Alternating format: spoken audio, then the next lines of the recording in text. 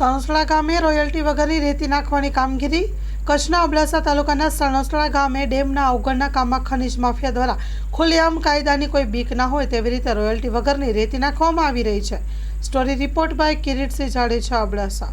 નમસ્કાર મિત્રો, મહાસાપરા ન્યૂઝમાં આપનું સ્વાગત છે. આપણે આવી રહ્યા છીએ અબડાસા તાલુકાની અંદર સણોસરામાં ચેક ડેમનું. તમે અહીંયા જોઈ શકો છો, ચેક ડેમનું કામ આપણે ચાલુ છે 5 કરોડ રૂપિયાનું. પણ તે લોકોનું કેવું છે, આ રેતી આપણે ખનીજ માફિયા દ્વારા આ રેતી આપણે નાખવામાં આવે છે. આ રોયલ્ટી વગરની રેતી નાખવામાં આવે છે. આ કાંકરી તમે જોઈ શકો છો, રોયલ્ટી વગરની છે.